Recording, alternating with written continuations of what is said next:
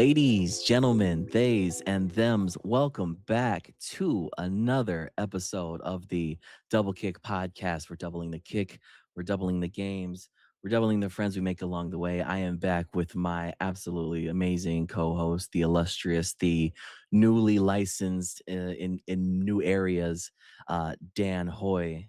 Dan, how is it going, my man? It is going. It's been quite a summer for me, so I'm hoping that you're enjoying your summer as well, you and the listeners.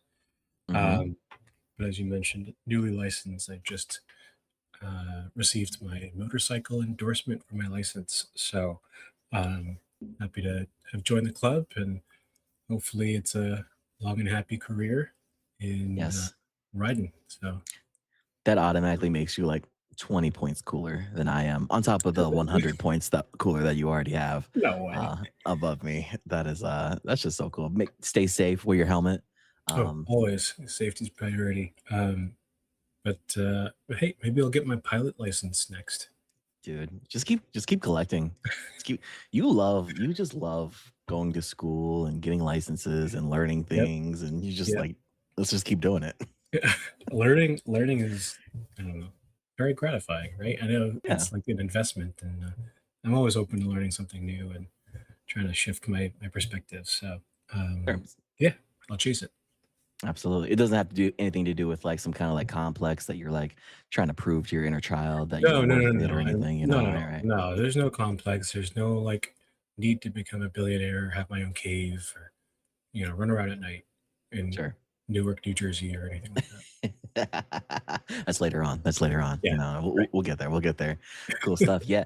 Yeah, man. You mentioned happy summer to everybody. We're in the thick of it here, at least in the northeastern part of the United States. It is hot outside, but today it's a little rainy. So it's a little rainy and humid and hot.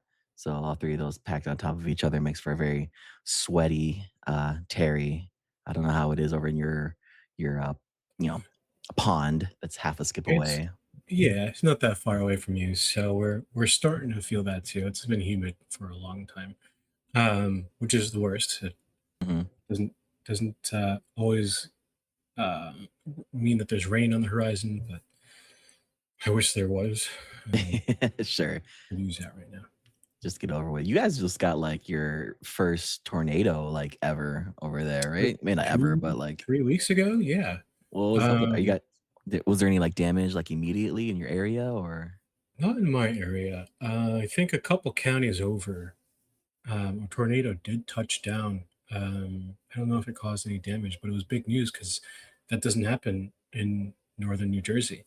And then I think a week before that, we were getting Canadian smog from the Mm-hmm. fires, right? Mm-hmm. Um, and then like these like crazy thunderstorms that are just shaking the earth. So it's Yep. been an interesting July. We're in August now, so I'm gonna write it out. And I fall is my favorite season, so I'm looking forward Oh to my God. just cooling down, crisp air, being outdoors without suffering. Yeah, yeah, I'm so excited. I try my best not to like look forward to the next season as we're like in the season already. Because whenever we're in summer, when we're in winter, I'm like, oh, I can't wait for the summer. And whenever in summer, I can like, oh, Sure. I can't wait for the winter for it to cool Yep. down. But I am like, I always am excited for fall, no matter what. It's like the Yeah. best season, the best part Absolutely. of everything. So And that's when you and I get to reconnect, and we'll see each other in person. Uh, yeah, yeah. for our bachelor party and mutual friends, Hmm. upcoming wedding. More opportunities for that, and to be with our friend group is always nice. Absolutely. I'm excited to see you guys. It's been too long since Yeah, our beautiful faces got to come together and reconnect. I don't know if you've exactly. noticed, Dan. Sorry, I'm jumping topics here. I got my new glasses. The new glasses, These are new glasses. they're nice. I like Prescription. them. Thank you very much. They're my serial killer glasses from like the Yeah, I wasn't gonna 70s. say it. Yeah, yeah. Just Thank clean you. up, clean up the shave at the top of your head, and Hmm. you got yourself a psychopath. I'm saying, I'm about to shave it tonight again. We're gonna Yeah, get down pretty low, and yeah, so don't come near me in the middle of the night, and you won't disappear in these okay. classes. And I think it's the other way around, Terry. I think you don't come near me in the middle of the night. mm. Oh, Yeah, right, right, right. Yeah, right. yeah. Yeah. Makes sense. Makes sense. Makes sense. Well, If you want to, just let me know. Okay. yeah, yeah, yeah, yeah. You got my number. You got my number. Of We'll, course. we'll connect. We'll connect. Obviously. Dan. Other than that, I don't really have much personal news going on. We're gonna meet up in the fall. Everything's been pretty chill on my end. You're driving you're about to drive a motorcycle now. Do you have a motorcycle yet, or is it like No, I mean it's a lot of steps I have to take before I get to okay, that point. I mean, it's the license, the DMV, the insurance, all that stuff. So, sure, but I know what I want. So okay, stay sick. tuned. Sick. That's so exciting. Oh my god. You're gonna be so freaking cool. I'm so excited. Anyway, that's enough personal talk. Let's dive into video games, Dan. It's been a Yeah, little while since we got to meet up and talk a little bit. We're in a little bit of a break there for a second just to let our lives get in order. So that gave I think you and I time to really, knock some games out, touch on a lot yeah, of things. Some things that I'm trying to focus on going back to like games that I kind of like half finished or like 75% of the way there and took a break on for a little bit. So for this first game that I want to talk about, one of my favorites, I think it's in my like top 10, maybe even top 5 favorite games of all times at this point. I went back and I finally beat like the last 3 or 4 bosses that I had to beat. But that is Silksong. Just I've gushed about this game at length for hours on end, so I'll try not to gush too much about it again. This is gonna be more of kinda just like a check-in and let you know yeah. what, like, the last 25% of the game is like without spoiling anything at all, because this is super end game stuff. But going back to it, Dan, I think I was worried that my muscle memory was kind of gone from it Mhm. because that's a very like, twitchy game. Like you need those like fast responses. You've got a lot of tools in your arsenal that take certain button combinations to pull off at certain times and all that. And you just Hornet just has a lot in her arsenal compared to the knight from the first game. But Dan, I don't know if it's just because I 'cause I'm goated with the sauce or it's just like the or if the game really does just, like, lend itself to, like, "Oh, you have this movement and you have these combinations just ingrained in your head." Like, maybe it's just, like, a really good game, but, like, going back to it, like, it took me a second, maybe, like, the first boss, but, like, after that first 1 or 2 deaths, like, I was back in the zone, man. I just at it. Like, I was knocking down bosses, I was zip lining across the room. I was throwing my tools out like I never left, all right? Like I never left. So I It was just like unlocked something in you. something in there was like, this is the part of your brain that is dedicated only to Silksong. And then just like it just took a second to reactivate and boom, it reactivated like in point 0.2 Mm. seconds flat. So don't get it twisted. I'm goaded. No, no, no, no. But anyway, yeah, like so I wanted to go back and collect all the masks pieces to get your full health and collect Mhm. all the thread pieces to like extend your thread or whatever. So I just looked up a guide to find like the couple missing ones that I was missing, which is crazy too because I scoured that map like up and down, Dan. Like there were nights where I wasn't fighting any bosses back when it first came out. I wasn't fighting any bosses. I wasn't doing any missions. I was just exploring the map, and I I had to look up a guide to find the last couple of pieces, and they were hidden in so many different nooks and crannies that like I didn't even like unlock or explore or think to find. And I think that just goes to that just goes to show like how big this game is, how many secrets there are. Like even when you think that you explored every single piece of it, there's a whole nother piece to like consume and it, as a consumer just explore. Dan, there was this one platforming level is like to get this certain achievement and to complete this certain mission, you had to do this like really complex platforming challenge that I had no idea existed. And it's probably if it's not the hardest like platforming part in the game, it's like probably the second hardest. But Wow. you're like, yeah, you're ascending this like path or whatever. You're going up, but you're like having to like use your thread to like thread over to this spot, but like it has to be very precise or you'll hit the thorns and start all over and then like double jump, but only at a certain time and use your wings or whatever, but only at a certain time. And it was super, super precise. Not to the extent of like the Path of Pain for the listeners out there from Hollow Knight, like the first one, but like pretty close to like that Mm. those levels of like really intricate, platforming, that really intricate platforming skills or whatever that you need to get to the top. And it took me about, I don't know, 2.5 hours, three, to like finish it.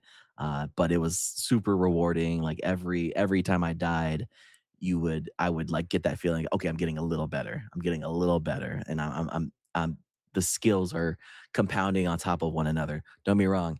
I was getting super frustrated, but that just comes with the territory. And I'm not the type of, throw your controller across the room kind of gamer. I'm just like the, let it wash over you and then keep going type of person. So but no, Dan, I did the last couple of optional bosses. They were a lot of fun. And then the last boss, like great boss fight. Took me, probably the same amount as that platforming challenge, probably like 2 hours to really just sit down and like focus, like learn from my mistakes, learn the boss's patterns, typical like Dark Souls like type of thing. Keep dying over and over again so you can learn the boss's movements and learn from your mistakes. And just fantastic boss fight. Once I like finished it, like I was so in the zone that I didn't even realize that I was close to the end. So once I did that final hit and like the screen like kind of slows down a little bit and you get that like, the boss like cries out or whatever, I'm like, I I got so nervous then because I just sat there. I'm like, okay.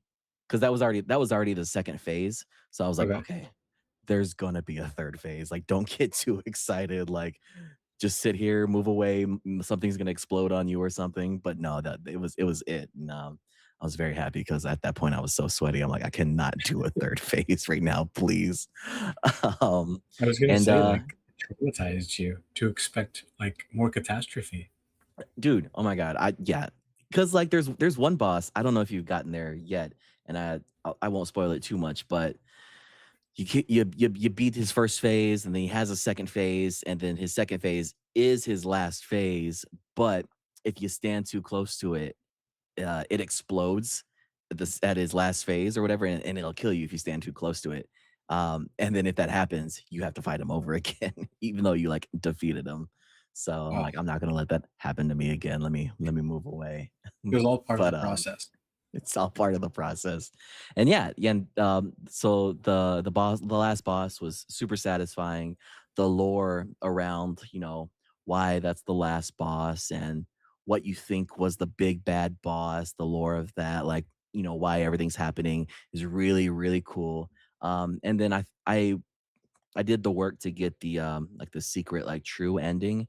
Um and the secret true ending was really nice. Like it has a callback. I won't spoil it for the listeners or for you, Dan, but it has a really nice callback to the first game that I was really happy about.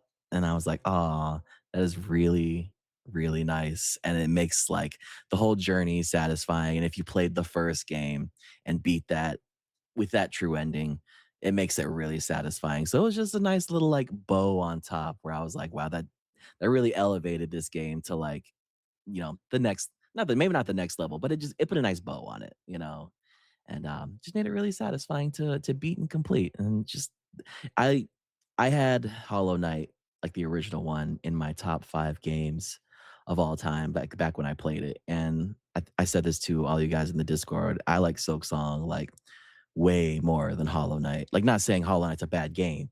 Like, I love that game, like, still to this day, but, like, is just, like, leagues above that at this point. So, it Silksong is just gonna have to, I don't know, top it in my top 5 or something like that. I don't know, man, but just God, I could talk about this all day. I won't, but I mean, if you want me to, but I will, but I mean, you yeah, I won't. can. Technically, you can. Sure, sure. We'll have, like, a I Silksong support group or something. I I'm so impressed. I mean, everything you say about this game has always been, like, stellar, and, I think you told me you put, like, over 90 hours into this game. Yeah, yeah. Like the end screen tells you like how long you put in it. It was like 90 hours and a certain amount of minutes or something. But yeah, yeah, dude, it was just so And, good. like, I mean, you touched up on so many things I like about Hollow Knight Silksong, but it's the Metroidvania aspect of it. Mhm. Um having to revisit like previous areas and really like scour an entire map, an entire like subsection of the world to get the most out of it. And it's not just like upgrades, it's lore, it's optional bosses, it's things like that. And it's clear that like once you get into a groove, you just go, right? Yeah. And that has been your story from the get go. And it's not as if you went directly from Hollow Knight to Silksong, Mhm. but for that muscle memory to come back almost seamlessly, that something registered in your brain and the doors opened up. Yeah. That's what this experience is about, right? Mhm. Um, and the investment and that gratification sounds like it was like more than just worth it. It was like enlightenment for you. Oh, dude, it was everything, and I was joking a little bit, saying I'm the best person ever. I can come back to it, no problem. But I, I think that really is just like goes to show like how good this game is, how like finely tuned. They spent 7 years making this game, like these two developers and their team behind them as well, but just fine tuning everything. And like it's there's a lot. Hornet has a lot in her arsenal, but at no point does it ever feel overwhelming. It always feels like you have a you have such a hold and a grasp on like all your abilities, because there's a lot, but there's also not a lot at the same time. There's a lot, but it's manageable. And you can do different loadouts or something, do a whole bunch of different loadouts. But if you find one that works for you, then there's no reason why you'd have to stress like, oh, I could optimize this or I could do that or that and this. Like if you're comfortable with with a certain loadout and these certain amount of abilities, that'll work for you totally fine, no problem, and you can play the rest of the game like that. I think that's this game. Like it never pressures you to learn every single thing and take advantage of every single tool that you unlock or every single crest and all that. If you find something that works for you, boom, you can use that and you can master that and you can become familiar with you know certain crests have different swing lengths. So Hornet will swing her nail certain lengths or whatever. And if you use one for like the whole game, that's totally fine because you'll start to become accustomed with like, oh, this only swings this far. So I have to get this far from the opponent. And the swing takes this amount of time. This swing is faster than the swing on that crest. Or, the aerial movement is better with this crest than that crest. And again, I'm speaking it up, and there's a lot of different options, but like I'm the type, if I find something that works, I kind of just stick with it and try to like master that and like let that feel good to me. And like, again, I've compared it to FromSoft games so many times, but I think it's so similar with Elden Ring gives you so many options, like way more than Silksong, but at no point can you not beat the game. You can beat the game on any build. Like if you find something that works for you, you can just spec into that build for the rest of the game, and that works for you. And I think Silksong, even Hollow Knight to that extent is the same way. And then I don't want to glaze it too much, but I really do think this is like a perfect video game. I'm not gonna lie. Like the the story, I think the only like draw or con would be like if you're not into Metroidvanias and going back and forth from like the same place, you know, a, a different amounts of times and finding different things. If the Metroidvania genre isn't for you, then you're probably not gonna like Silksong. And if difficult boss fights aren't for you in platforming, then maybe the game itself isn't for you. But if you're into that If fun kind of isn't for game, you, if fun isn't for you, if you're just a boring person, no, no, no. But I think if you're into this type of game, then just like the story, the lore implications, the combat, like everything about it is so fun. And at no point, like even when I'm just running around farming like money, when I'm just like, I'll kill enemies, go back and sit down, get up, go kill those enemies again. When I'm repeating that process just to farm money, I'm still having a great time because the movement is fluid. Hornet just jumps around so easily. Like her kit is so awesome. Like she's a really cool like main character too, because she like talks now. She has a purpose. Like she's just like the way she talks to um like innocent villagers versus like how she like talks to like obviously antagonistic people are is she just feels so grounded and like an actual character, an actual like fully realized character. So I mean, but that's enough of that. I've spoken this game to death. I It's a w good I will time. The say ending was great. you reminded me of, like, not just, like, the uniqueness of this game, um, but it's one of very, very few games that I know of where you play as the boss, Yeah, isn't that right? cool?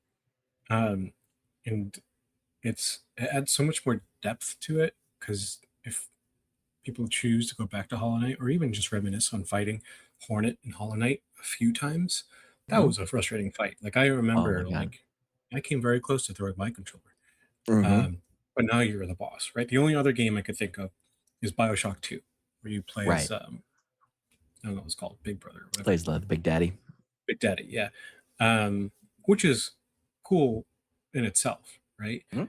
Um, but to do that for an entire game, a Metroidvania game like this, and have your customized approach, it's every playthrough could be very different, just like it could be in like BioShock 2. Nothing against that game. Yeah. Yeah. Um, but it no two playthroughs are going to be exactly the same, which is Mhm. amazing because when you think about customizability for some other games, maybe half the games out there that you can customize, it's like you get two options: run and gun or sneak, Right. right?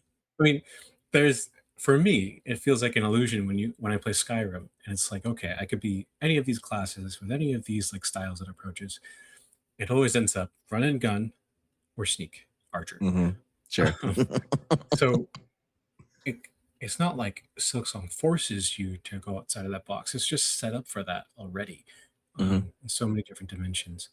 Um, I don't know. Can you think of other games where you play as a boss? I was trying to as you were talking. So, There's that I really don't short game that you and I played where it was strictly made for from the perspective of a boss fight. it's a game we played Yeah, and you yeah. It was like maybe a 30-minute game.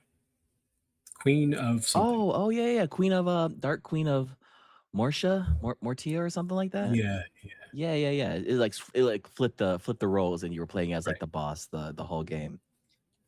Let me Google it real quick because 'cause I'm actually kinda Uh, curious. Single yeah. player.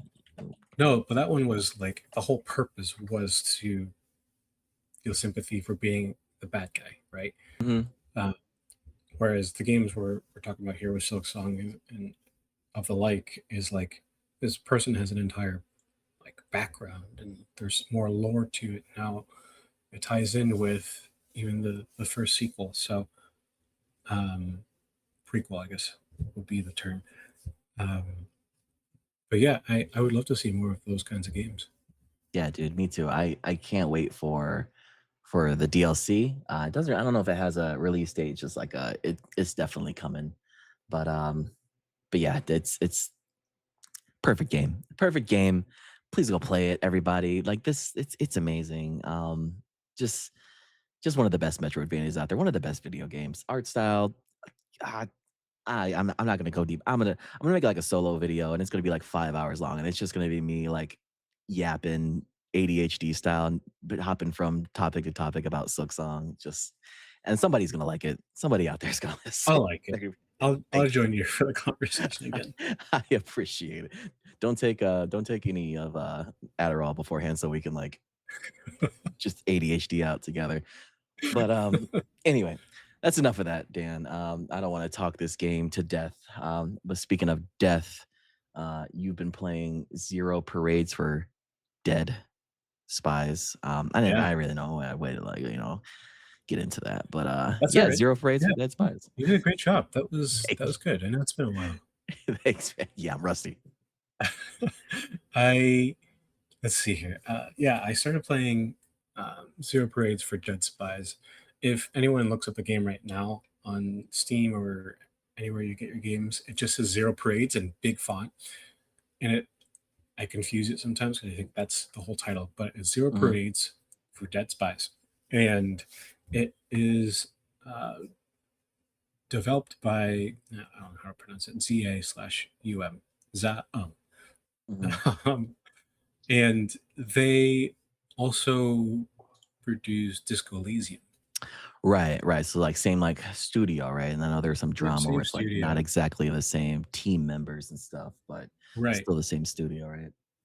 So I liked Disco Elysium back when Mhm. I played it. I forgot when I played it, but it was a game like very foreign to me, Mhm. um, because it is dense. Yeah. It's dense, and it's a lot of point and click, a lot of narration internally and with the environment. But I loved the atmosphere of Disco Elysium. I loved music, art direction, characters. And so they published Zero Parades for Dead Spies. More or less, a lot of the mechanics are the same. Different story, different character, Mhm. similar art style, and still makes zero sense to me. Okay, cool, cool. I Nice. think you and the listeners will recognize the theme that I have with today's games, and I'm discussing. I call them talk to me games. Uh, it's very passive, and I just want the game to talk to me. Okay, heard it. Zero Parades is a dense one because a lot of the times when there's narration or dialogue going on, I'm lost. I have no idea what they're talking about or referring to. I like the aspect where I can customize the personality of my character, um, and how they look and what direction they want to go in. It's so open ended. Mhm. Um, and the way you point and click and interact with the environment, you're trying to solve different, I guess, mysteries or cases. Mhm. And there are like side cases that pop up, mini quests, side quests, whatever you want to call them. There's like overarching case that you're trying to figure out, and you know, mishaps happen along the way. Um, this The difference between Zero Parades and Disco Elysium, the protagonist is now female. Okay. So, of course, internal narrative um, is a female voice, Okay. and I like this narration a lot better. I was always creeped out by Disco Elysium's narration, Mhm. um, but I, I mean, I just started Zero Parades, and I'm trying to develop my character's personality to be like a brute Okay. versus essentially like a schizophrenic type character as I Mhm. played in Disco Elysium. Sure, sure. That was just for laughs, and it was great. Uh, Do you have like a sense of like what the story is? Like, do you have like the overarching goal or? kind of. It's like you wake up, you don't know who you are. You like figure it out along the way, and that's like the game's natural way of character customization, right? Mhm. Um, So you know, very Disco Elysium like already. yeah, yeah. Who you're attracted to, what side of the political spectrum are you on?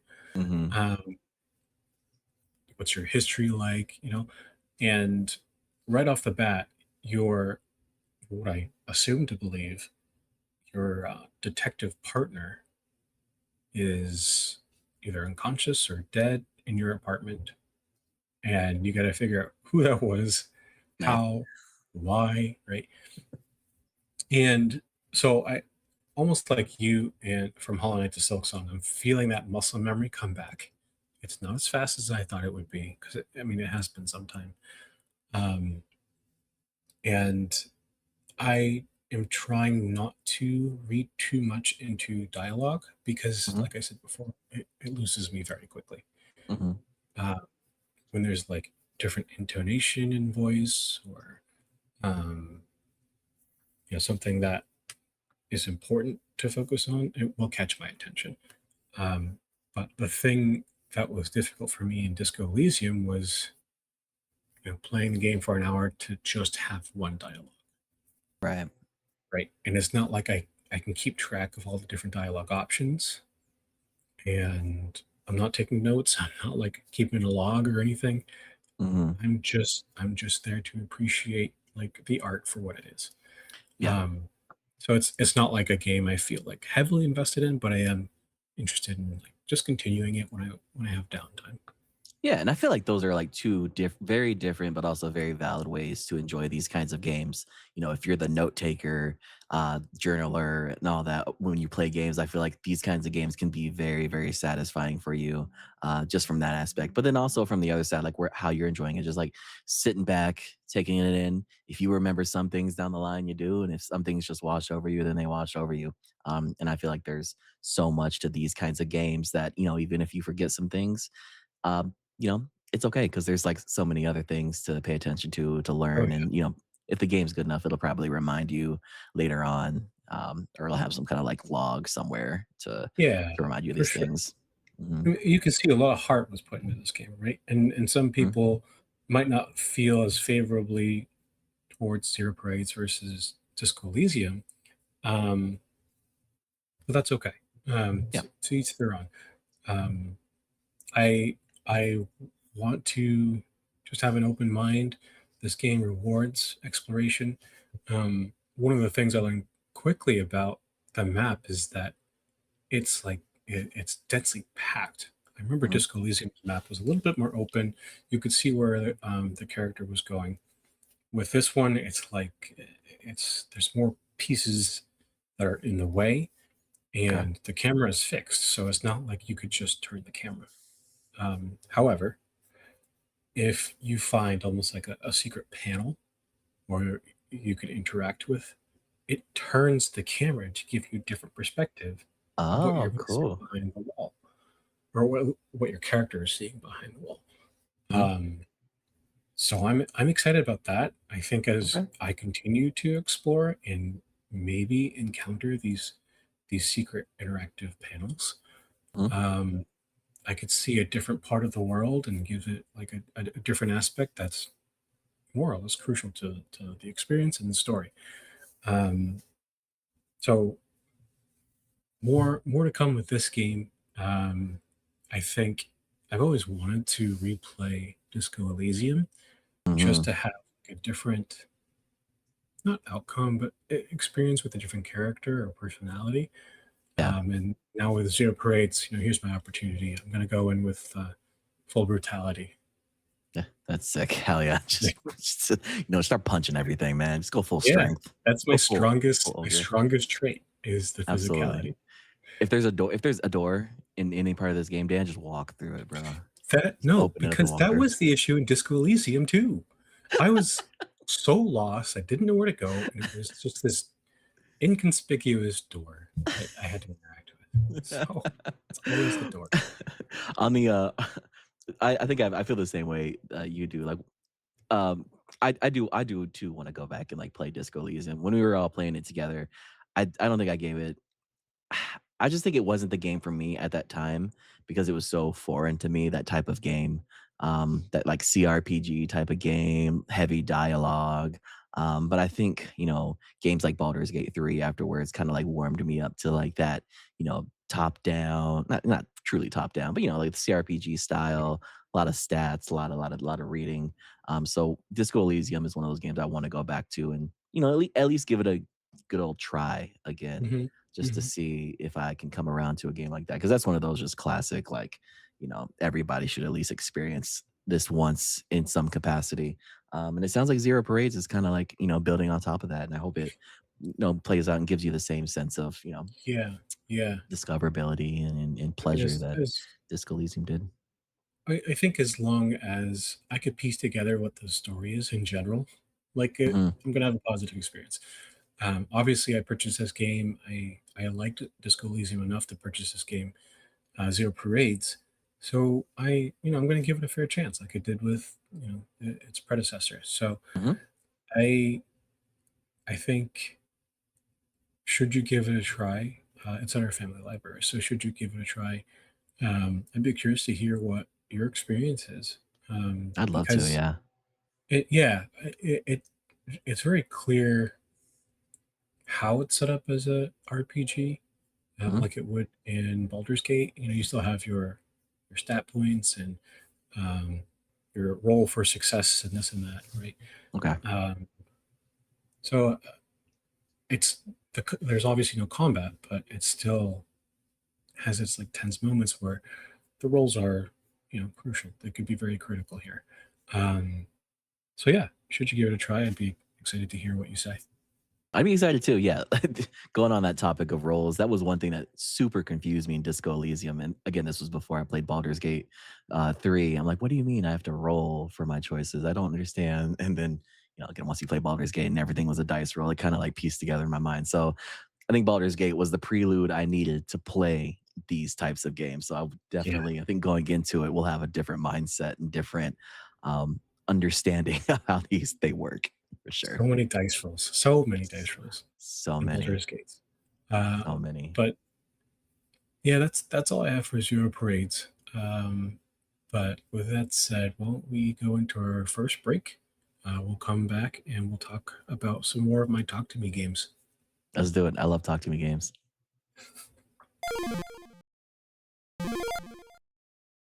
All right, and we are back. Dan, up next on your Talk to Me series of video games, one that I've always been a little bit interested in. I always forget that Telltale actually made this game, but the Batman Telltale game, right? Hmm. Tell me about that. What's up? I have had this game like like you, like on my radar for the longest Hmm. time. I remember looking at this game shortly after I beat Arkham Knight. Yeah, I think it was Arkham Knight. And I was thinking like, how can they how can they release a Telltale game after the ending you would see in Arkham Knight? Hmm. So it's a like canonical continuation? Not at all. Oh, okay, okay. Yeah, it's separate. But I'm trying to see when Arkham Knight was released. Let's see. But anyway, for the Telltale game, I it was on my radar because it's Batman. I love Batman, Hmm. everything and anything. Um, I hesitated because I at the time I had never played a Telltale game, Hmm. and you know, over the years, I played a lot of visual novels. The most recent one being Dispatch. Hmm. Love Dispatch. There, you know, some of their staff were employed by Telltale, Hmm. and so I almost like went backwards. I'm like, well, let's try it out. Try Batman Telltale series, and so far it is fantastic. Oh, cool. Yeah, I don't know if any of you or even you, Terry, are familiar with a Telltale game. It has a very distinct, like cell shady type of art style. Hmm. Uh, it could seem like cartoonish, certainly comic art related, much more gruesome than I thought it would be. Sure. Excuse me. But essentially, the game kind of goes not completely through an origin story for Batman, but you could see it like start to early stages Batman. Hmm. That story starts to settle in really quickly. Um, and I like the real time action sequences and the dialogue. And of course, I'm trying to play Batman as I know him to be, Hmm. uh, Batman slash Bruce. But I could see how the playthrough can make it seem less like Batman than I know, where might be more aggressive or short tempered or passive.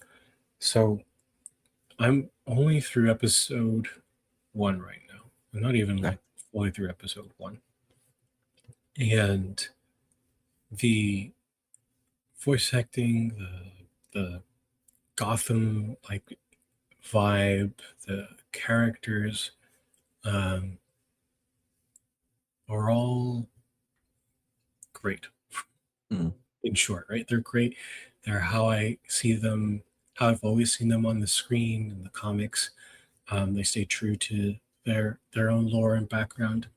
Mhm, Um, and it's like watching a movie. There are times when you can control Batman or Bruce to interact with the environment. It's a very small circle you can interact mhm, with, um, but the rest it like carries on its own. And again, I like how it asks me, the player, to make the important choices, because they all have some type of effect on an outcome, short term, and I'm sure long term.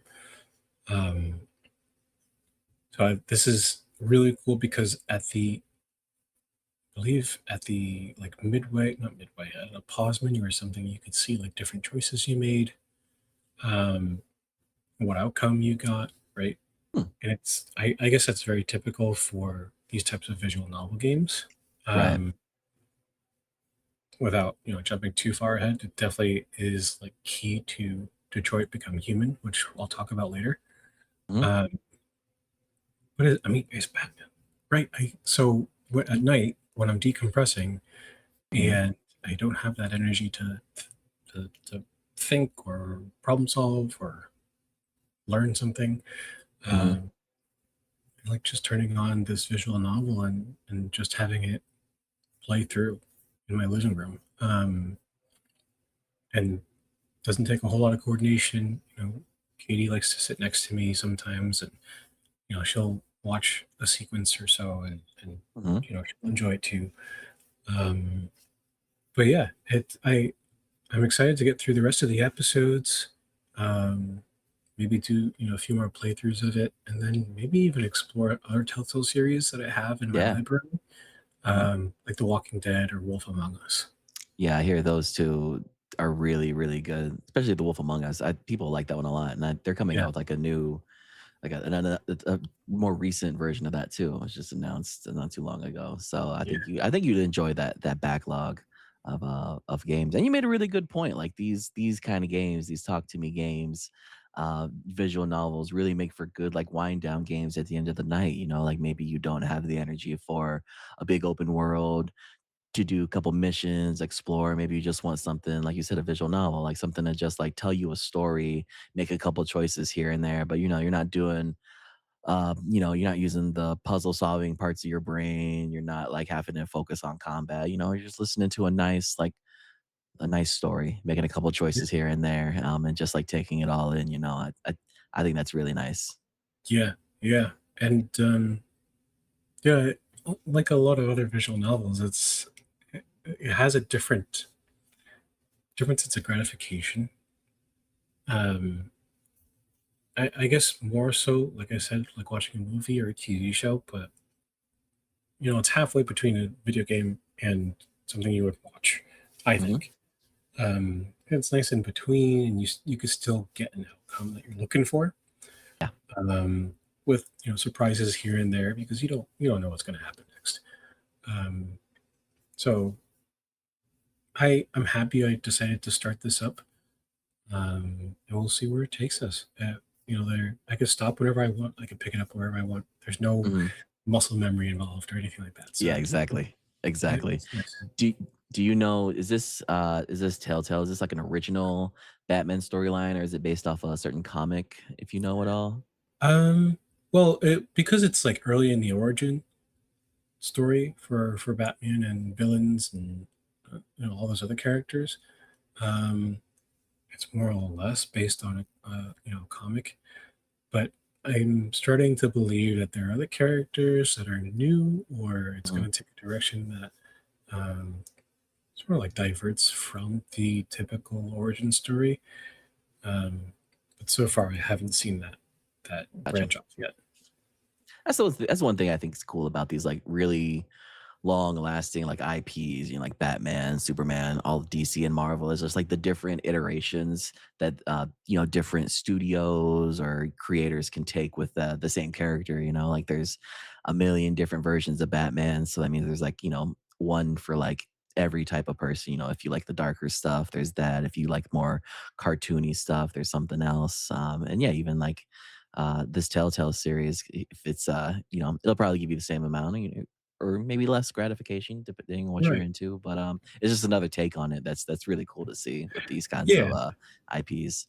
That's a great thing about them. You know, it's like it could write itself at this point because there's so much behind it, and there's such a long Mhm. history of information, um, that the character creation screen's done, right? Right. Yeah, yeah, yeah. Um, the rest is like don't punch it into AI and have it punch it, produce a Yeah, story right. for you, but you could more or less piece one together, um, while keeping it true to the IP and what it stands for. Mhm. Um, that we're talking about. I literally have like a Batman comic here, right? Nice. And it's the darker stuff that I like. Mhm. It's interesting you brought that up because I was like, remember like campy like Batman that was like almost like Mhm. childish and back in like the 70s, and Yeah, now yeah. what it's become and how it evolved and Mhm. how it separates itself from like a Spider-Man, right? And in Mhm. the Marvel universe, or even like some of the DC characters, even Superman. Um, I just love everything that Batman symbolizes, represents. And it's so entertaining. Yeah. Um, to see it to see another opportunity like a Telltale game to tell the story is doesn't get old for me. Yeah, I agree, and I'm excited to see, like, what the next iteration of, like, a video game Batman or just, like, something within the Bat family. You know, I was super excited for Arkham Knights, and it's unfortunate what that turned out to be. But, The like, Gotham that Knights, you yeah, Gotham Knights, yeah, yeah, yeah. And even Suicide Squad to that extent, you know, I do enjoy I'm not the biggest DC fan, I don't know everything, but I enjoy, like, those heroes and stuff, and obviously the Arkham games are amazing. So I'm always excited to see what the next iteration of that will be. You know, Lego Batman, that the new one just came out, and I played a little bit of right, that, and yeah, that one's really good. And I think you'd enjoy that if you ever get around to it. But yeah. I think yeah, I saw that in our library as well. I didn't know if that was like the older Lego Batman or the more recent one. yeah, I don't know what's in our library. I borrowed it from a friend on PlayStation, so whatever's in our library, I'm not entirely sure. Yeah, I'll But have to browse through it. yeah, Um, give it a browse. but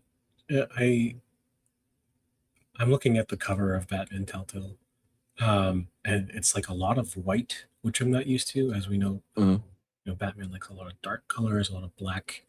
And I also get the sense that you are into a game with a blackness or black flag Mhm, recently. mhm, mhm. Yeah, Yeah, uh, yeah, yeah, absolutely. Uh, you've been playing da Assassin's Creed Black Flag Resynced.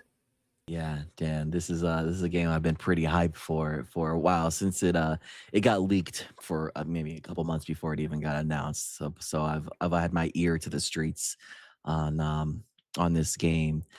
Black Flag was going back even further than that. I've always been a big Assassin's Creed guy, and I think all of us at, you know, our age group were, like, that was kinda like our we were the targeted demographic for Assassin's Creed, you Yep. know, young preteen/teenage boys walking around as a man in a hood in Italy or Yeah. whatever with a little hidden blade or whatever, just, like, Jumping off the grabbing people, rooftops. Yeah. jumping off rooftops. It was the coolest thing, alright? It was just when I was in high school, it was the coolest thing ever. And yeah, I grew up with Assassin's Creed, so my first one was actually Assassin's Creed 2. And then I played them as they started to roll out. So Brotherhood when it came out, Revelations, Assassin's Creed 3, um, all of when it started to get into like the RPG realm, so like with Odyssey and Origins, I kind of fell off a little bit because I'm not they just started to get like too big, a little too bloated for me. But one of my favorites, if not my favorite, then definitely my second favorite game was Black Flag. Like running around as Edward Kenway, stealing pirate ships, jumping from like island to island, making discoveries, doing naval battles, you know, stabbing other soldiers and pirates. It was just like the coolest thing. and a lot of people like have that sentiment. Like this game is regarded as like one of the best Assassin's Creed games, and just like a really good like pirate game on top of that. So it makes a lot of sense for Ubisoft as their first like Assassin's Creed remake to remake Black Flag first. And the game has sold really well. Like I think it's like surpassed their expectations from what I've heard, and just a lot of people have good things to say about it. Mhm. Um, it's pretty faithful so far. Like there are a couple of new additions which are a lot of fun. There's a couple new crewmates.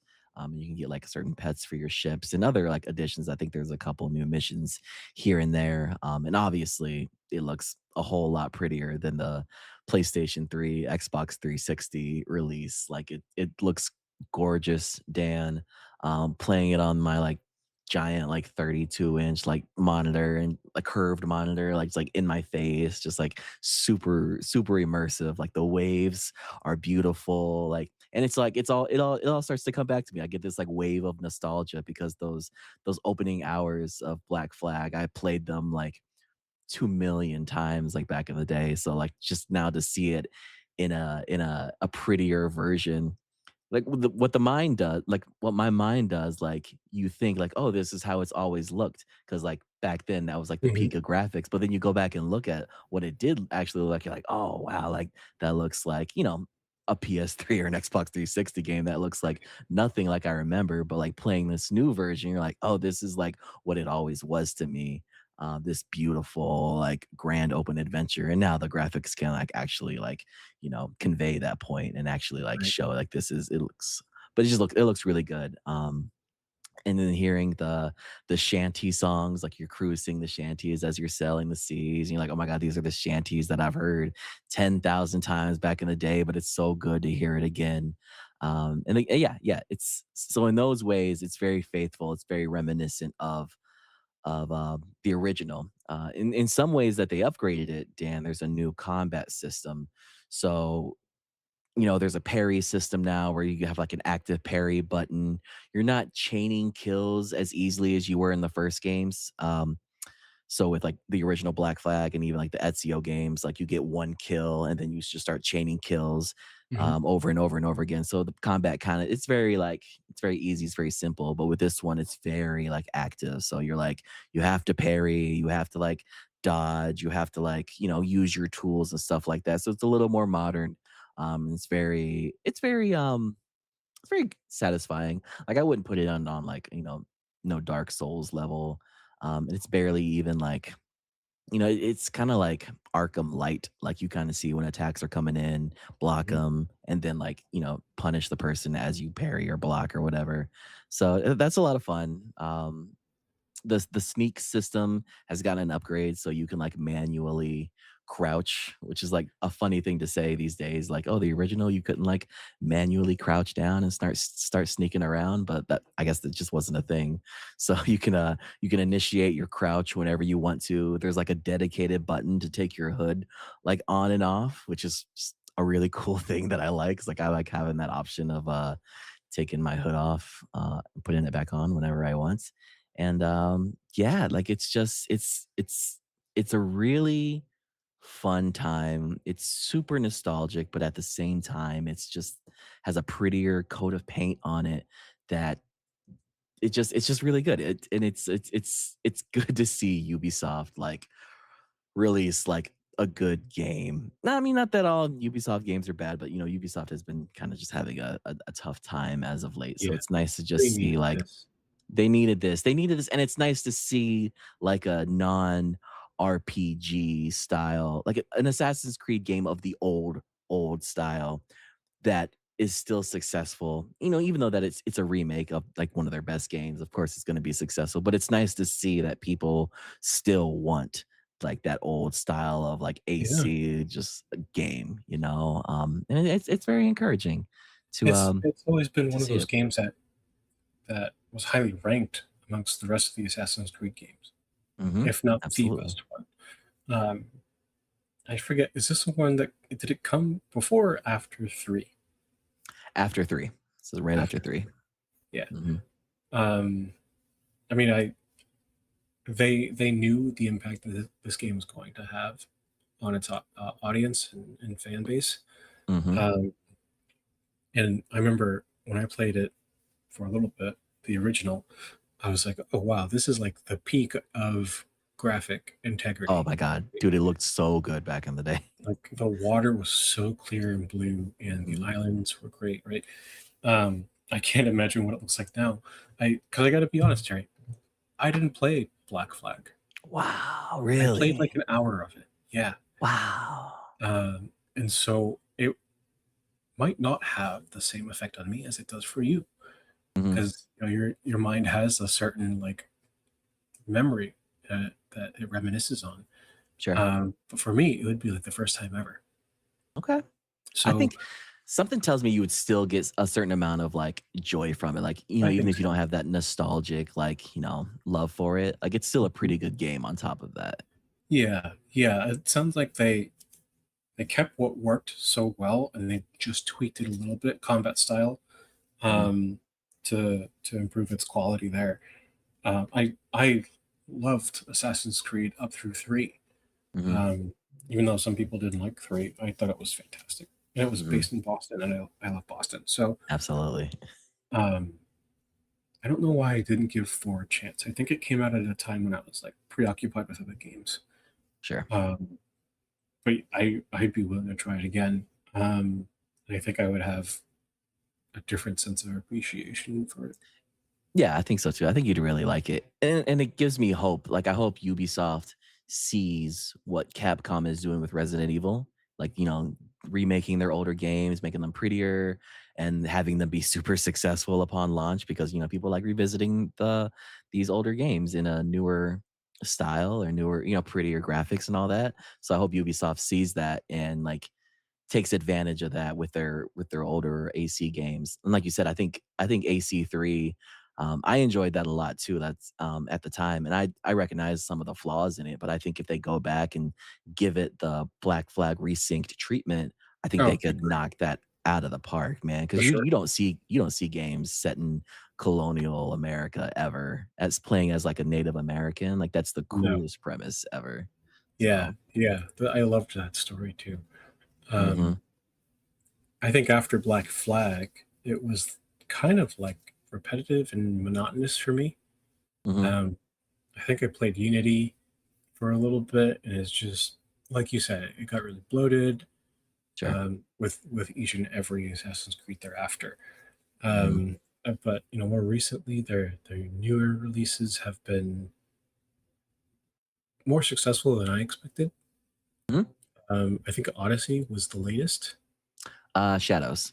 Shadows was the latest, Mhm. and Yeah. even then, who you you and I especially, who doesn't like, samurai slashers? Oh, coolest thing Um, ever. it's the coolest thing ever, and It's the so coolest thing ever. yeah, but like that. But back to my point, I just feel like they've had more ups and downs in the past several years. Yeah. They needed this. This is hopefully, a slingshot into a, if not Assassin's Creed, a game where they can produce a similar type of like enthusiasm. Mhm. Um, you know, f- Solidify and use what works to uh, create almost like a love story for Assassin's Creed. Yeah, Um, yeah. Yeah, no, I agree with that. I think you make like a lot of points. And adding on to that, I think renting it we're in a day and age where games are so expensive to make and they take so long to come out that I feel like, these companies are very risk adverse sometimes. Like they want these solidified wins. And I think, a way to get these solidified wins is, hey, listen, we just made Black Flag Resynced. We still have this technology, the engine, the knowledge of how this engine works. Let's take that and again do the Resident Evil approach and just like start giving that love to these older games. And like people will buy them just based off of nostalgia, just based off of like curiosity, like, oh, like, this game in a whole new light in a modern way. So, I hope that this continues to be a trend. And like you said, Yeah, Ubisoft needs these wins, especially with the Assassin's Creed franchise. I think this is a franchise that still has a lot of life in it. I think they just need to start, I don't know, just making them. I don't even know the right way to take the franchise, but I think it's a franchise that still has life in it if yeah. they treat it right. I agree, and especially with the younger generation of gamers who might not have been around Yeah, when Assassin's Creed 2 was released, or yeah, 3, or Black Flag. Um, you know, that they have had this franchise go on for so long for a good reason. The hmm, blueprint of it, the bare bones of it, is a great concept. Um, I think the content, the details, can't. That's where the repetitiveness comes in for me. It's like, okay, we're in another country, and then this and that's a history, right? yeah, Um, that could be switched up a little bit, but I get the feeling that they're onto something here. Um, and you mentioned like the Resident Evil approach. I mean, it goes to with the Nintendo approach as well. You're seeing a hmm, lot of remakes come out. The new Star Fox came out, and that's like a play on yeah, the nostalgia, right? Ocarina of Time is being remade. hmm, Um, I'm hoping Majora's Mask shortly after that. hmm, But so many remakes. Mario RPG was the other one. So many remakes. It's You could see how when you stick to like the elements of it, like the essential elements of it, that's what people are going for, and then you add yeah. your flair, right? Ubisoft still has it. Yeah, it's in there. They just gotta treat it right, care for it, like, definitely make some correct maneuvers, and, they'll be golden. But, fingers crossed. Mhm. Fingers crossed. Dan, that's all I have to say about, Black Flag Resync, so why don't we take a break, and we'll, come back with some more games. Yeah, let's do it. Alright, we are back. Dan, this is a game that I haven't been futzing around with. I futzed around with it when it was just when it just came out into early access back in 2024, I believe. It dropped on Game Pass in beta, early access, whatever. Palworld. Palworld just recently went 1.0, so I thought, why not dive back into it and check it out. And if for those unfamiliar, Palworld is the game where it's Pokemon with guns. All right, it's Pokemon with guns is how I know it. yes, yes, and it is that game, and it's the thing about it is it's as ridiculous as you are thinking it is if you're not familiar with it. At the core of it is it's a survival game, so it's one of those like you're chopping trees down, you're building up your base, you're filling up your hunger meter, your thirst or whatever. I don't think there's a thirst mechanic, but it's one of those kind of games. So yeah, you're collecting resources, managing your base. But the cool thing about Power World is you have all these pals, which are the Pokemon, but they're called pals in game. You can go around, you can catch them, and you can have them do your labor for you. So you can put them in your base. They'll chop down the trees for you. They'll cook for you, depending on what kind of pal they are and what abilities they have. You can ride around on them, which is really cool. A bunch of other things. You can harvest them for meat. You can kill them and eat them, and you can shoot them with guns to attack them. It's ridiculous. It's super ridiculous. But Dan, the unfortunate thing is, it's a really fun game. Like it's a fun game. They wear their inspirations on their sleeve, and it's very apparent because Nintendo took them to court over it. And from what I've heard, Pal World is kind of winning in that court situation. The courts are, I think the courts have granted like one or two things to Nintendo um, regarding like the trademarks and stuff, but overall, like they're kind of siding with like Pocket Pair, the developers or publishers of Pal World.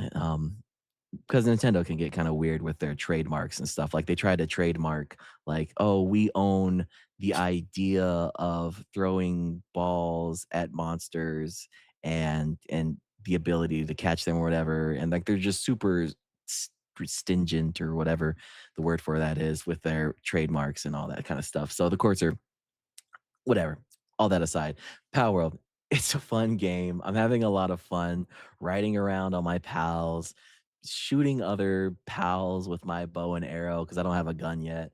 And then like bringing the pals that I catch back to my base, kind of divvying up like, okay, you go chop trees, you mine rocks over here, you just produce wool so I can make that into cloth, so I can make my clothing and all that, and then repeat the loop, go back out, catch more pals. I haven't done any boss battles yet. Like there are certain like boss arenas where you go in and you face other like NPC trainers or whatever and fight their pals with your pals.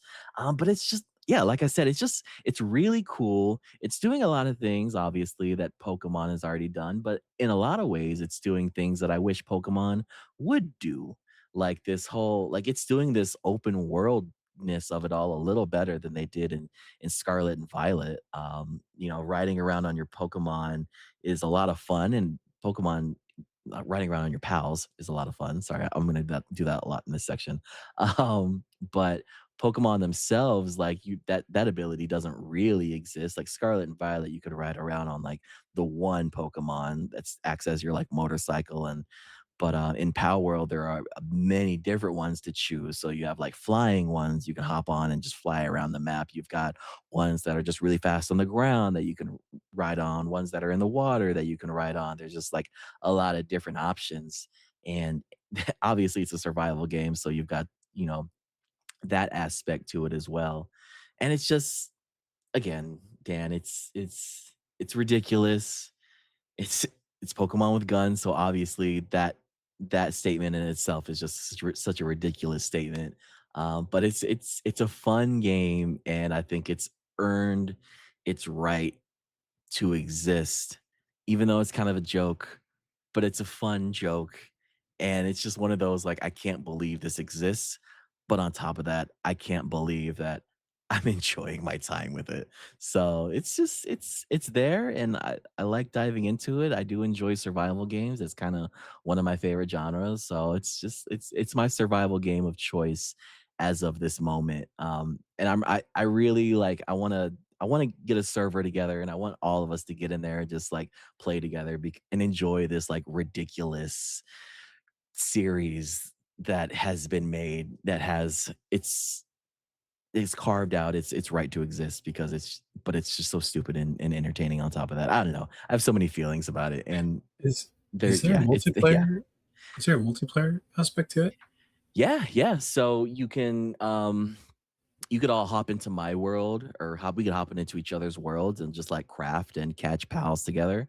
Or we could like, you know, it's a survival game and a lot of survival games like Ark and Valheim, you could like rent a server, pay like, I don't know, 20 bucks a month or whatever, and like 6, 7, 10 of us can like get in there and just like live in this persisting world together.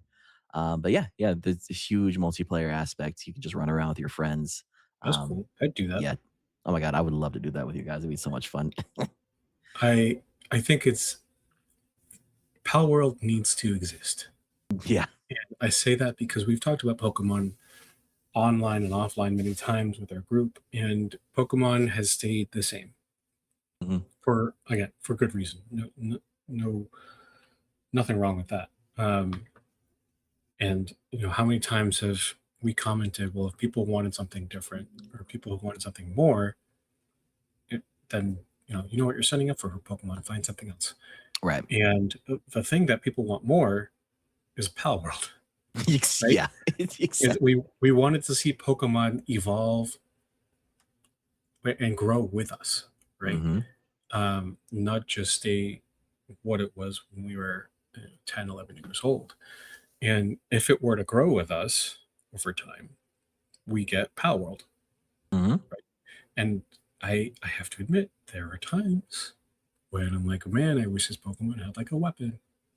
I wish I wish this Pokemon could just do this or that, right? Palworld is the manifestation of that, Sure. Yep. and I'm happy that it's still got a lot of like gas left in the tank. It's still under like consistent development, and it's Mhm, moving through different versions, upgrades. because I think it's for every Pokemon game that's being released, there's a new Power World to be explored, right? Yeah. And again, we want to see it grow and change with us. So I'm glad that you got into it. I'm open to it. I'd give it a go. Oh yeah. But I also understand that it's like satire. It's like a parody as well. It So is. sometimes you just need that. Yeah, absolutely. And like you said, Power Road needs to exist. I think that as well because I think, you know, like you said, Pokemon is Pokemon.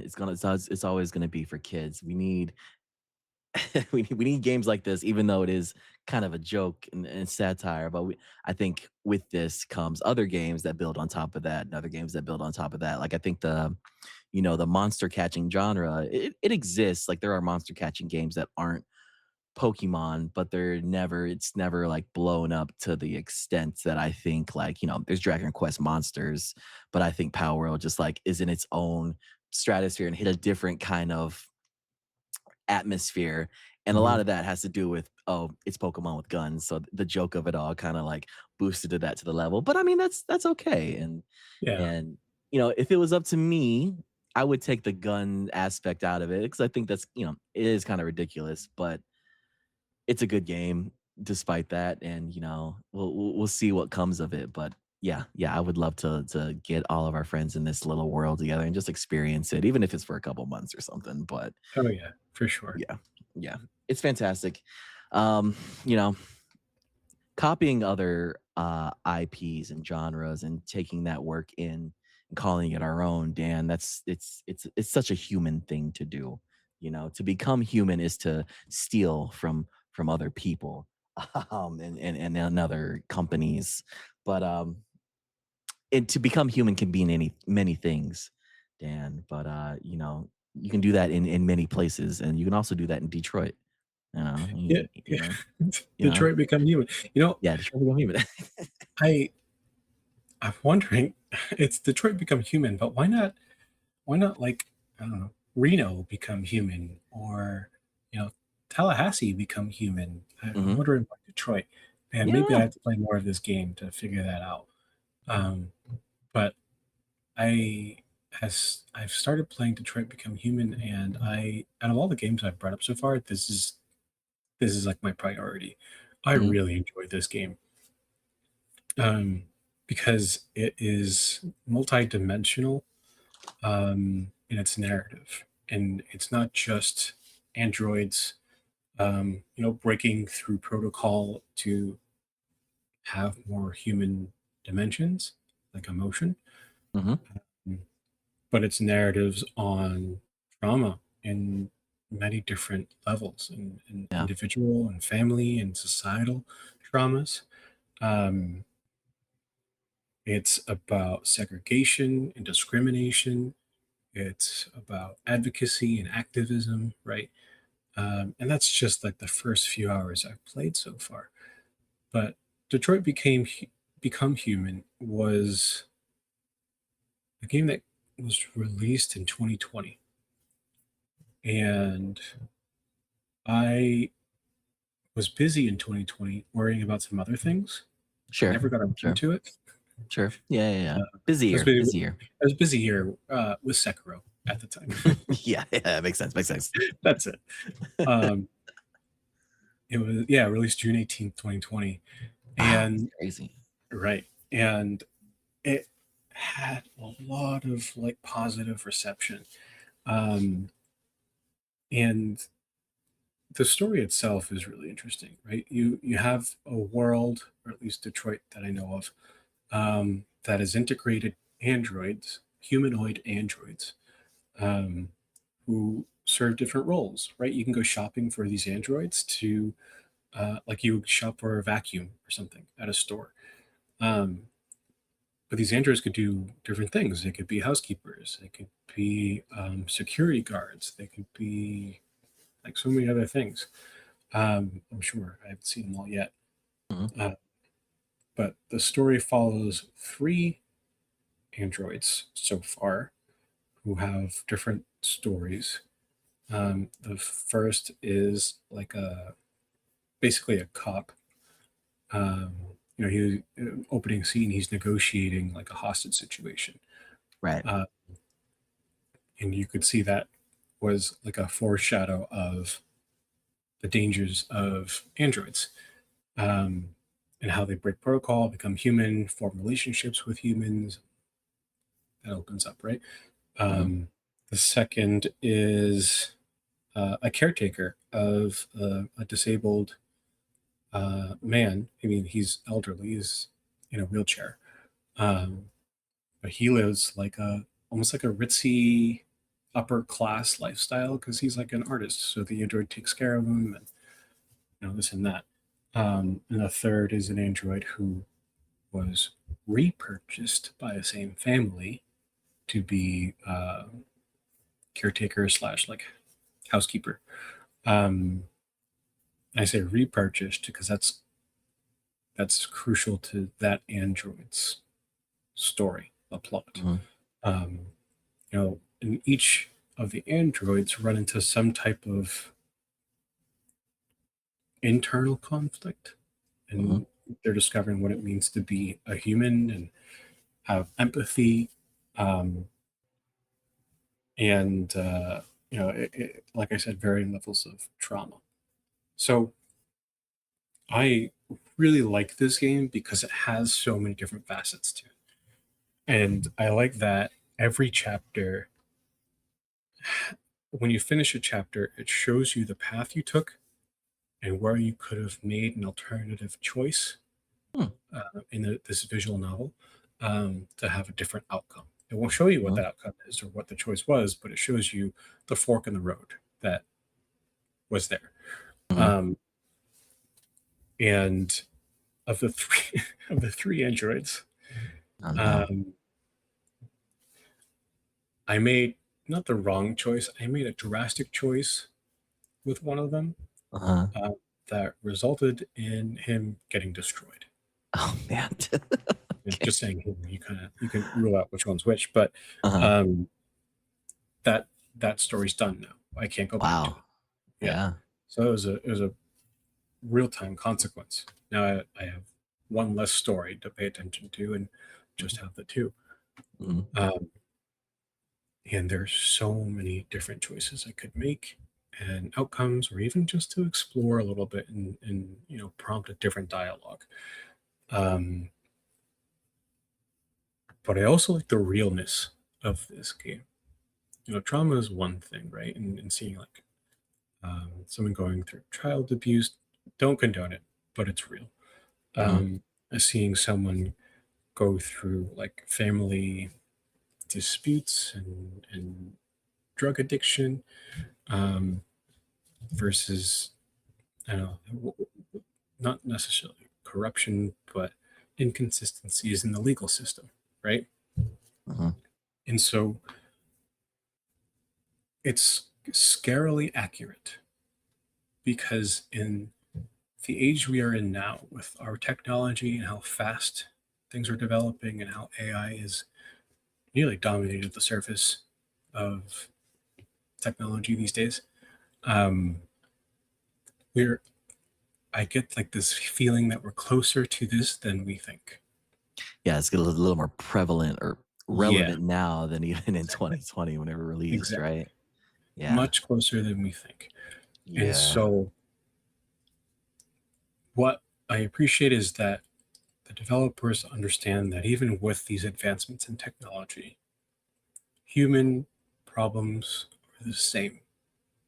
No matter how far we get in human technology, right?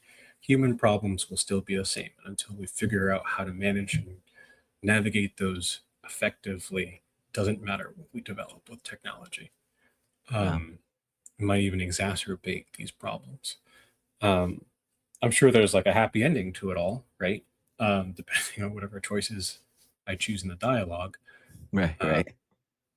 but because it has like this almost like replicated fear that we have today, or at least anticipated fear that we have today, it's like a little bit more like thrilling. It's almost like a Black Mirror episode. Mhm. I And could see that. yeah, I think it's It's not a fourth wall break. I know there is one though. I know there is a fourth wall break at some point because when you open the menu and there's an android staring at you, talking to you, I'm like, you're gonna do something weird. Uh, Like you're gonna talk. She is talking to the player, but like I think there's gonna be some more extension of that. oh Um, man. I think that adds like another layer to it, where it's like, yeah, maybe in 2020 I didn't think that was possible because other things were happening in this world. Hmm. Hmm. Um, but now it's here, and not only is it like at the forefront of my mind, it's on my screen, right? Um, and it's illustrating the things that can happen very soon. And it's not like a premonition, right? It's not like to warn you, like, hey, be careful, eat your vegetables, recycle, right? It's more so like, um, keep your humanity, right? Keep your humanity and like this humility that we don't know everything. Right. Um, we're a work in progress, and we will be until the end of time. Hmm. No matter what metals or plastics are moving in our world, or even in our bodies. Hmm. Um, Oh my god, yeah. it's something to just have like in the background, the back of my mind. Yeah, yeah, absolutely. You touched on a lot of like salient points on like, what it means to be human, what it means to like, make mistakes, what it means like to not know everything, what it means to like, replace your humanity with a different kind of technology and that replicates being a human in the game and in real life currently. And yeah, it's a game unfortunately more relevant now than ever. And yeah, I've heard people like I'll hear people who aren't big gamers. Sometimes they'll do interviews. I've heard this maybe like two or three times. People ask them like what their favorite game is, and they'll mention Detroit Become Human because this is one of those games. It's kind of like one of the top tier of these types of games, like these Mhm, choice uh, games. I think for all the reasons you pointed out, it just has such human topics, on top of like this like sci-fi element that all that in and of itself has like human questions to it. What does it mhm, mean to be human? What does it mean to have humanity mixed in with these like situations that unfortunately like is we go through day to day child abuse, drug addiction, violence and all the sort. But yeah, this game, I haven't played it myself, but I've watched lots of like playthroughs and, mhm, and different paths that the game can take over the years, and it's just one of those games where the replayability factor is there 100%. There's so many different outcomes and paths that can take, and yeah, like you said, like it's just it's a mirror into another world, but the mirror is getting more familiar and familiar. Like the picture inside is becoming a little more is too familiar yeah, to our current world. And I don't have the brains, or I'm not really always the person to speak on the intricacies of how this is tied to what's going on. But a general overview is like, yeah, it's scary to think that like while this game has like some fantastical elements that we might not get to in the next 100 years, mhm. Dan, we're like 3 steps, 4 steps, 5 steps closer now than we were in 2020, and those are big steps. S Yeah, I'm what's going on here? the game is, I think it's set in 2038. Mhm. Yeah, which is 12 years from now. So when the game started, I'm like, I did the math. I'm like, oh man, I know how old I will be and my family will be Uh, if this happens in 2038. yeah, Um, and it's funny because some games will have like a setting in a not too distant future, and you go back and play those games and be like, well, jokes on you, that never happened. sure, Um, yeah. can't say the same about this right now.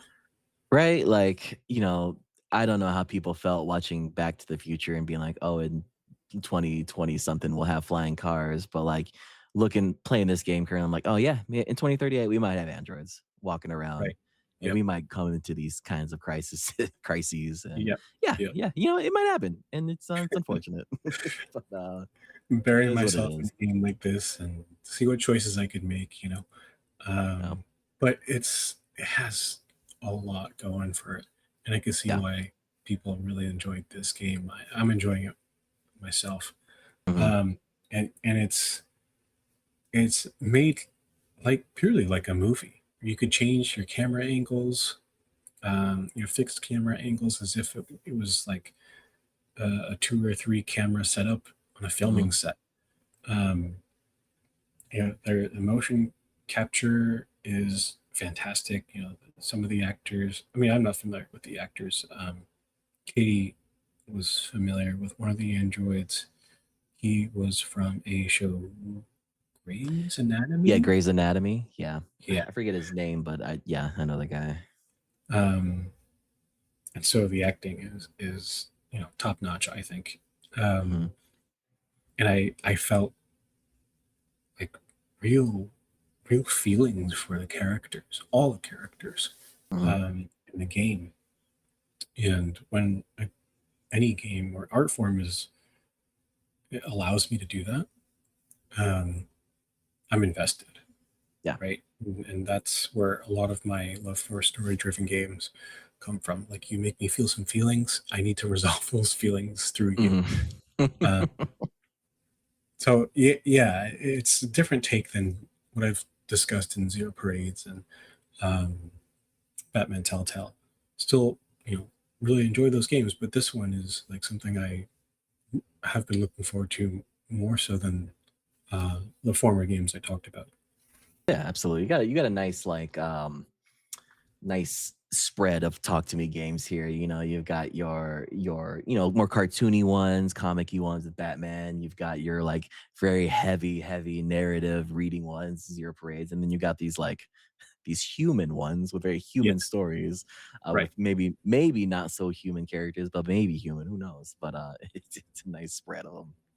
Yeah, yeah. So I don't play all three in one sitting. Sometimes I'll switch game to game. It's if it's one night where I'm feeling a certain way and I have the energy to read and explore to your points, right? If I'm looking for a more fictional superhero story, obviously Batman, right? And so more often than not, it's been me trying to get in touch with that human side, the humility of it all, and to try to become human. Absolutely. This is one of those games I need on top of Disco Elysium, I need to play this one as well and just like Yeah, experience at least once, just see what outcomes I get, like just go through it. Because from the yeah, clips I've seen and the playthroughs I've seen, like I do enjoy the story and just like the themes of all of it. I think I just need to mhm, experience it for myself. We'll absolutely. add. It's We'll add. it's it's certainly a game that you could have other people play with you, and Mhm. by that I mean have someone sit next to you or stream with you and have a reaction together as if you're watching a movie. And Yeah. it, that's been really it's been one of the things I've enjoyed in doing with Katie. Mhm. Where she can watch it too. She doesn't have to play or do anything, but she can comment on what she's seeing with regard to conflict and the plot. Mhm. That, that adds such a rich Yeah. discussion like table. We just have talks. Yeah. Um, and kind of reinforces our values and things like that. Mhm. Yeah, these games like at they how do I phrase this? They're good games for that. Just like having someone next to you, even if they're not playing the game, your spouse, your friends, or whatever, and just like you said, enjoy the movie together. Enjoy the choices. Like you fight over what choices you're gonna make. We played we played those like horror games similar to like oh my god, I'm forgetting the name, but like the horror games where you like make choices, sometimes they're like time based or whatever. Mhm.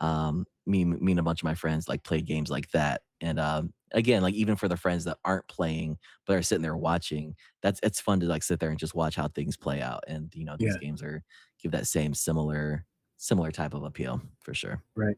I wish there probably is a game, like in like Jack in the Box games where other players can vote for what they think should happen next or what game they should play next. There's Hmm. got to be like some type of visual novel. Yeah, Yeah, there was. I'm sorry. Go ahead. you know what I'm thinking about though, like. that has that type of mechanic? Yeah, there was one game we didn't I don't even know if we, like, fully played it, but we looked into it, like, me, some of my, like, high school friends, there was, like, a mobile app companion. So, like, the game I is played out, and then, like, 4 or 5 people can download an app and, like, either, like, vote in the app or, like, do Yeah. something where that plays into it. It was like a, a full-fledged, like, 3D mystery slash horror game or something like that. But yeah, yeah, like there should be Yeah. more something like that, like Jack in It the Box style.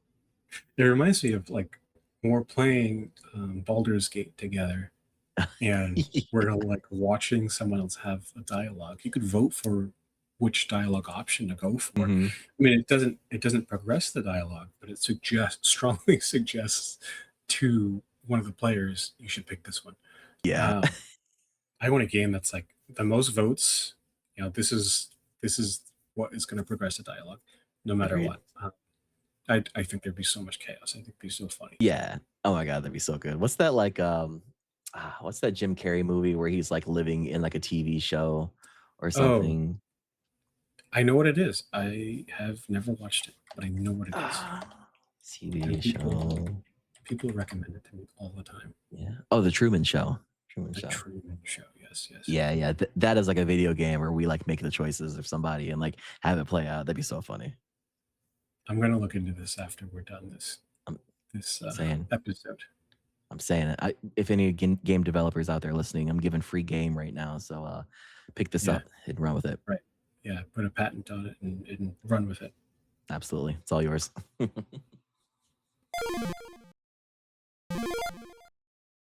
All right. Dan, we're back. Welcome to the little quick hits section. It's where we just touch on maybe one or two things we've been playing, interested in, something we know maybe that don't got the longest thing to talk about, but you just want to touch on it very quickly. Dan, I've only got one thing here today. Fields of Mystria, as of this recording, it hits 1.0 in 3 days. So I believe Wednesday. This is a game that I've been very interested in since it came out in early access. I played a little bit of the early access, but I liked it so much that I told myself I'm just going to wait until 1.0 to experience like the full thing. Mallory has played a lot of it though. Like she's got a lot of time in it, and it's one of the games that she's the type that like she's like the opposite of me. When she likes a game, she just focuses and plays that game as opposed to jumping around from game to game to game. And she enjoyed this a lot. But as it was in early access, so every big update, it's a Stardew Valley like, so you can like create relationships and form relationships and date people. So with every update, you'd be able to progress further and further your relationship with people. And in the 1.0 update, it finally unlocks like marriage and full complete you can complete like the full stories with people and townsfolk. So but yeah, so it's a Stardew Valley like, but it has magic. So like you're creating your farm, doing your daily chores, talking to townsfolk, but if you want to water your plants, you can use your magic spells to water all your plants at once if you want Mm, to. And you have spells for like a couple other things that kind of make the take away like the chore of it all. If the game can seem like if those kind of games can seem too much of like a chore to you, there are spells to kind of alleviate those hurdles, I guess. mhm, And yeah, in other ways it's very Stardew. Like there are mines you can go into, you can fight creatures down in the mines, you're harvesting resources, building up your farm, trying to restore the town to its like former glory. I think that's kind of like the overall story of the game. There are many different like townsfolk to talk to. One of the big appeals of this game is that it's very like 90s slash 80s like anime inspired. So like all the art for all the characters is very like early anime esque. It looks really cool. So the character art looks like that. But when you're running around in the world, everything kind of looks like it it looks kinda Stardew like, but in a more, like, Game Boy Advance pixely kinda way. The colors are very saturated, and it looks the sprites are a little more chunky, to me. It looks really, really cool. So Mhm, that mhm. comes out in 3 days. I think once that comes out 1.0, I'm gonna dive like super heavy deep into that, and that's gonna be my cozy game of choice, hopefully from then Yeah, on. And it yeah, looks super cozy. yeah, absolutely, absolutely. If Stardew doesn't do it for you by this at this point, Dan, with your many attempts at it, maybe this game will. Yeah, I mean, Stardew, I come and go with Stardew Valley. Um, that's all I could say about it. Sometimes Sure. I'm like hooked, but it's figure of speech. It's more or less because of the fishing component of Stardew Mhm. Valley. Understood. Um, but yeah, I'm open to it. Sometimes I'm pleasantly surprised. But you had me at chunky sprites, so let me Yeah, check out because of chunky sprites. absolutely, absolutely need those chunky sprites. That's all for me, my man. What do you got? I have Sonic Generations. Mhm. Um, I'm not like a diehard Sonic fan. Um, I don't think any of our friends are diehard Sonic fans, but I enjoy Yeah, a good I Sonic think yeah, I think Travis is like one of the only ones that are like game. into it, but I think it's more of like a I don't know how heavy. Yeah, yeah. I I think Pat tried Big Pat too. Sonic, the one where he's like in the forest, not the forest, like in the Mhm. fields and it's open world. Oh yeah, yeah, yeah. Frontier. The new Frontiers. Yeah.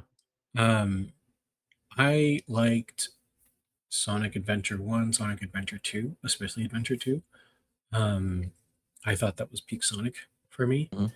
So I saw like a little snippet of Sonic Generations that was almost like a Sonic revisiting like City Escape, one of the levels of Sonic Adventure 2, the first one, the first level. And I'm like, I'll play a game that revisits that world. I would love that. Yeah. Um, I haven't gotten to that part in Sonic Generations yet. So Gotcha. basically, it's Sonic coming to encounter old Sonic, the rounder, lighter blue, cartoony type Sonic. Mhm. Um, and they are trying to save their friends, and they have to enter different universes that were of their like previous games, and do the levels. It's okay. Oh, got Um, you. you kind of like if you play as modern Sonic, it's a 3D world, and you have to progress Mhm. through Green Hill, and it's 3D format. If you play as like 90s Sonic, it's 2D, and you play Green Okay. Hill, and it's classic 2D format, with like 3D graphics. Mhm. Um, I think in the hour or so I played, maybe 2 hours, it lost its novelty really quick for me. Mhm. Um, one of the things, I mean, I've never liked this about Sonic games is that when it's a 2D format, it's just hard for my eyes to keep up. Yeah. And so you can only see so much of the screen, and like where to go is not always predictable. And Sure. um, if you're trying to go as fast as possible, you just fly through the level and you don't really appreciate a lot, right? Mhm. Um, when it's modern Sonic and it goes into like a 3D format, or yeah, I'll say 3D format, it is it doesn't flow as well as I remember like the Sonic Adventure games flowing. Um, it's very brief or abbreviated. Um, it's trying to fit like too many different like components into a really fast, um, literal sprint, but really like short course. Um, and I feel like it's very surface level that way. Sure. Um, I think it's cool to see like old levels kind of like show up in this Mhm. game, but I just think it's lacking a lot of depth. And not that Sonic games ever had that much depth, but like at least with like some type of story or plot. Mhm. Um, different mechanics. My favorite thing about the Sonic games, especially the Sonic Adventure 2, was the progression of like skills and techniques and um, the Chow World and music. Right, this I think this is really lacking that. It's a game that not superficial but surface level. I will come and go with it here and there. I don't think it's Mhm. something that invest too much time in, but like I said, the novelty's worn off, so I kind of have an idea what it is. I got you. Yeah, Sonic's one of those series that I unfortunately couldn't tell you a thing about. But Yeah, I've never. This is such a personal thing. This does not apply to the franchise at whole. I've never played a Sonic game that I've enjoyed, yeah, and I've tried a couple, but that's just me, and it's never been my forte. Travis has told me time and time again that don't play, especially like the 2D ones. Don't play it as like you need to go as fast as you can. Play it as more like a platformer. But then to me, that kind of like takes away the appeal of Sonic because I'm like, isn't the whole point to go fast? Like, I don't understand if I go too fast in the 2D ones, I'm constantly running into things, running yeah. into spikes, that messes up my flow. But You get more I mean, points. Like you get a mhm, grade at the end of right. a lot of levels in Sonic, and so like the faster you go, the higher the points, the better the grade. So yeah, I'm sure there's a balance to it, but I Yeah. don't really want to take the time to figure that out. Yeah. Sure. And listen, there's too many games out there. There's too many Yeah, games. So many but talk to me that's games. So, I will lean more into the talk to me games. Probably as I get older and have less energy. Um, but yeah, I just wanted to try out Sonic Generations. That's all I got for it. Um, we have so many games in our collective library. There's more to see. So, mhm. uh, yeah, we'll see what I pick up next. Absolutely. That collective library keeps growing and growing. My Yeah, backlog has gotten longer than it has ever humanly ever been. So it's terrifying, but that's okay. It's a good thing. it's a good terrifying. Yeah, it's It's a a good first world terrifying. problem to have. A good first world problem to have. Absolutely. Well, Dan, that does it for another episode or a little podcast here. Thank you everybody out there who tuned in for another episode of Double Kick. You can find us on the usual channels, Spotify, Apple Music. Give us a 5-star rating if you can. It really helps people discover the show. You can find us on Instagram at Double Kick Games. You can find our website at doublekickgames.com. We have all relevant links to our show hosts and our show itself on the website.